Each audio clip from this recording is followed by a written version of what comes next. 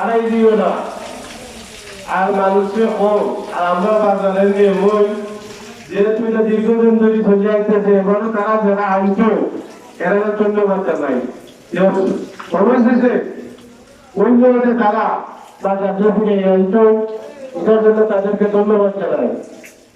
এরা আমরা মেহমান, এদের সহযোগিতা করা আমার দায়িত্ব।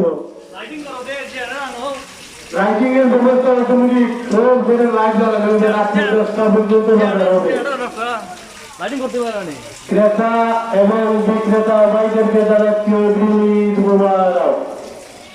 প্রতিবারে এবার বিশাল বিশাল করে আসছে, আপনারা